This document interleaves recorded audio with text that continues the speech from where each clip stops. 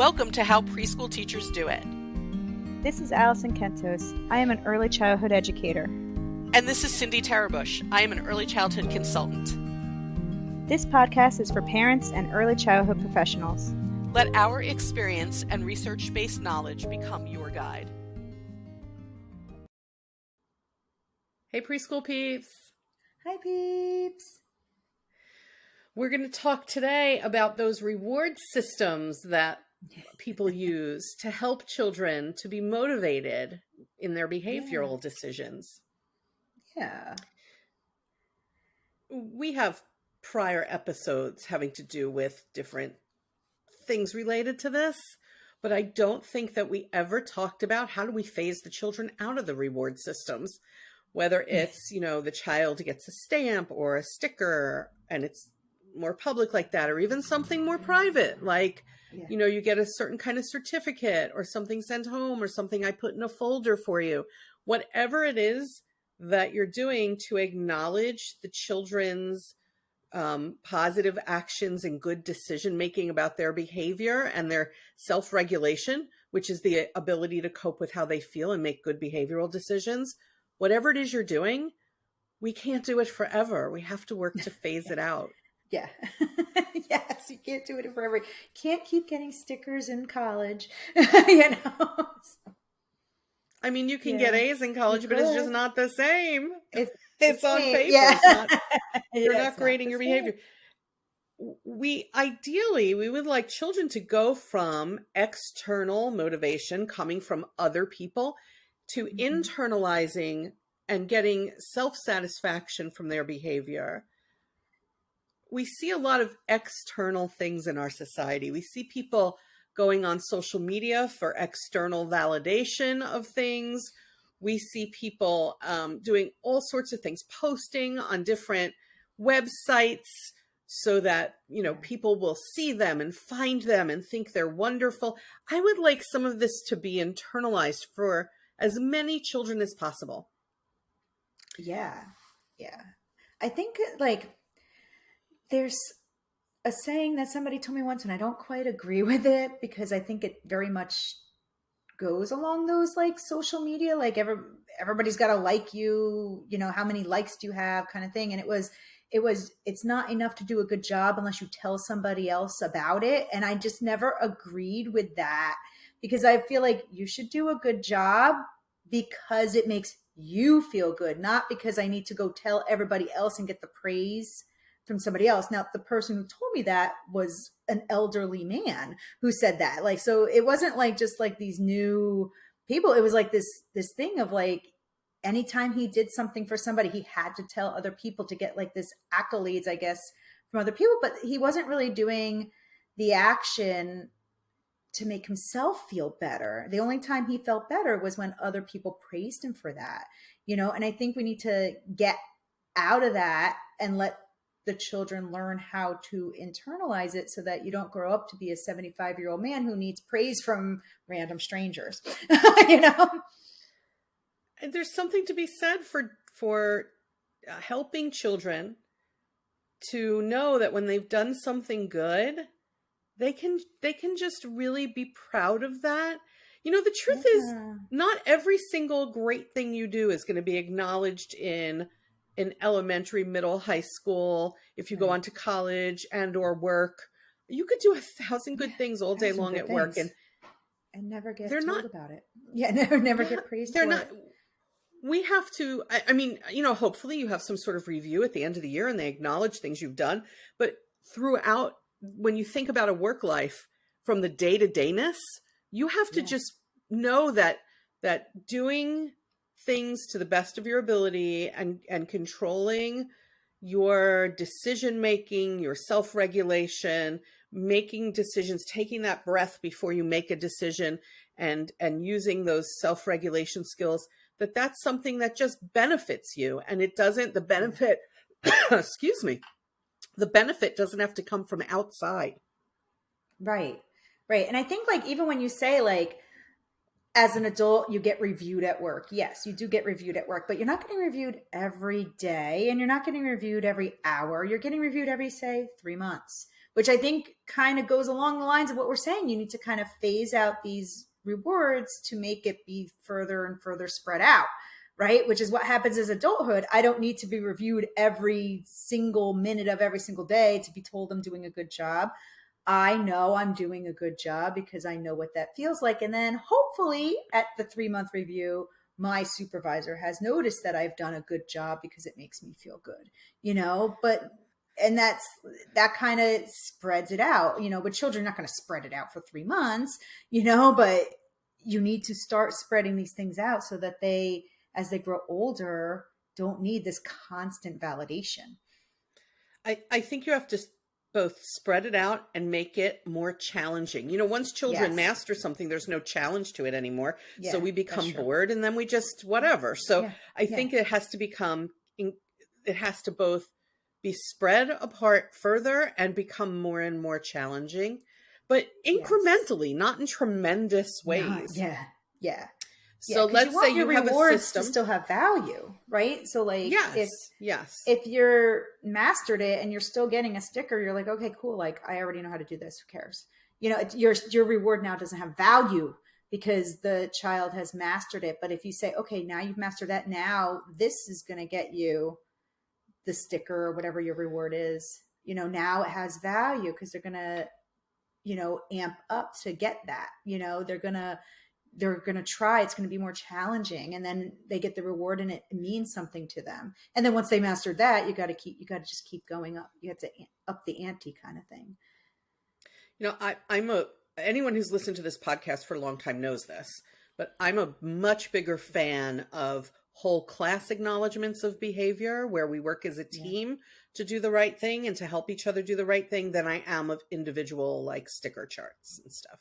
So even that can be adjusted as time goes on to help children to try. They have to reach further and you have to wait longer and you have to reach further. So let's say in the beginning of the school year, I want to set up a jar where I'm going to put really big pom-poms in a very small jar.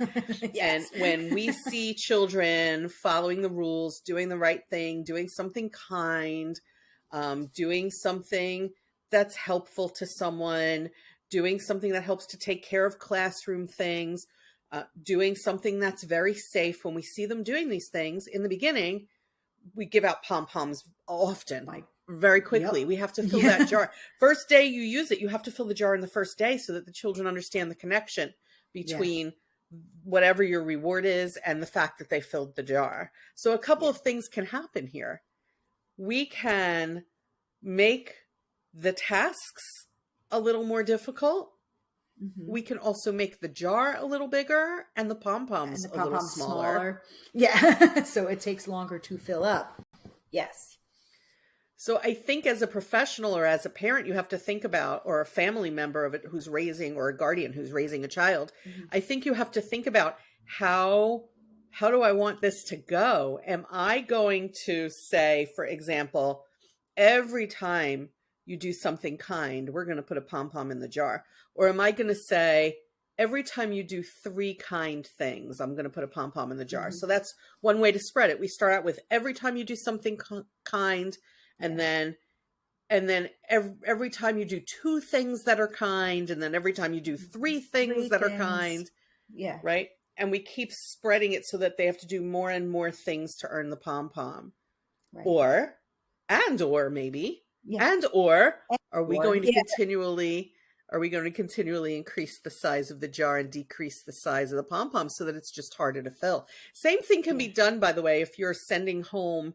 Let's say you're thinking, well, I don't do these things in my setting. I send things home.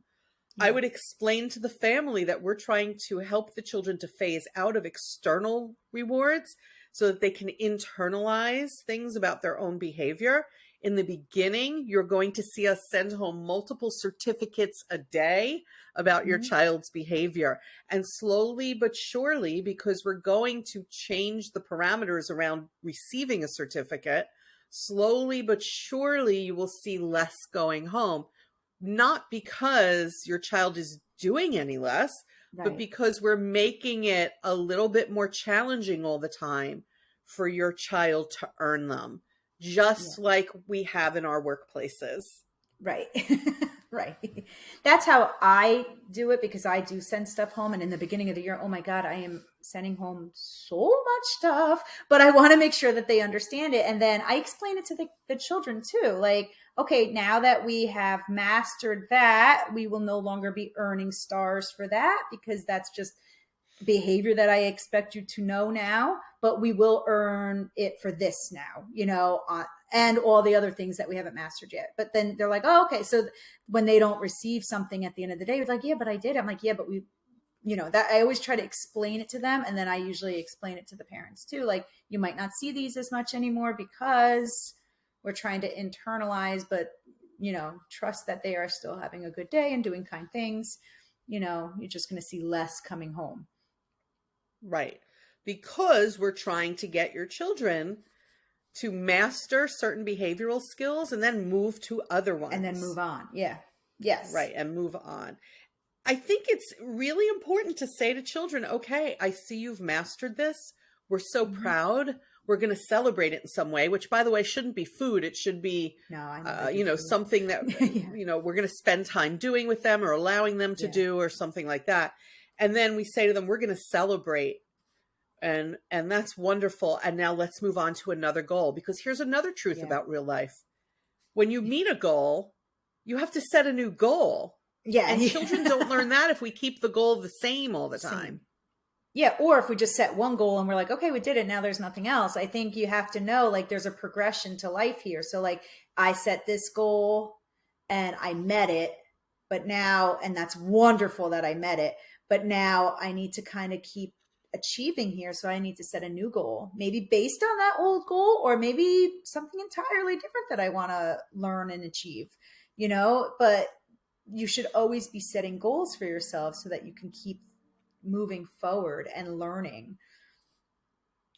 Maybe those goals should be partially decided by us and partially decided with children who are old enough to have the discussion with us. Yeah. Which is pretty young, by the way. 3 to 5-year-olds can sit with you and decide, right? What do you want to do to earn one of your pom-poms? Like, I wouldn't let them decide the whole thing, but I would say to them, to earn something, whatever you're giving them, stars, pom-poms, whatever you're giving them. So I would like you to see you do this to earn it. What do you think you would be a wonderful thing for us to learn to do in this class to help each other out, to make sure everybody's safe, to be nice to each other? What's something we could do and try to get? And it could be just the simplest thing comes from them. And I would let them make that decision, and I would acknowledge the behavior. Yeah. And I think it's really interesting, some of the stuff that they say, because it's stuff that you might not even notice, but it seems to be bothering them. Like, I asked my students, like, what do you think we should be getting these stars for? And one of them says, like, well, it would be nice if everybody just got ready for meeting right away. And I was like, whoa, okay, cool. I didn't know that was bothering you so much, that you were waiting another minute for somebody to come here. Like, okay, we'll give him a star every time he comes and gets ready right away. But it wasn't bothering me. I was just like, all right, he'll come. But it was really bothering this one student. I was like, all right, we can make that a thing. We can make this. And then guess what? Once you make it about the stars or whatever it is that your goal, they start doing it. And they were like, oh, and then you're like, I'm going to phase this out now because we all do it. Now what's your next goal? It kind of gives you insight of what they think they should be doing, or some of the things that bother them, like it's insightful. It's interesting to have that conversation with them. And if we're going to talk about intrinsic and internal motivation, then some of it has to come from inside them. Yeah, it can't just be me. Think of yourself just as any age human being. When someone else comes to you and says, here are the goals, now do them.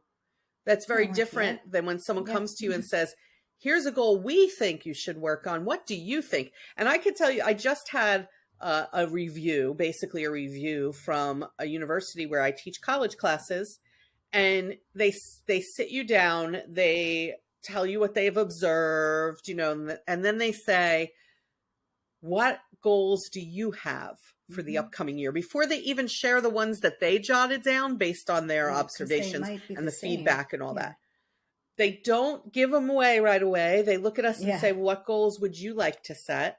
And then, like, so I'll name a goal or two. I know this is coming in the conversation. I get ready for it. I have a goal or Yeah. two.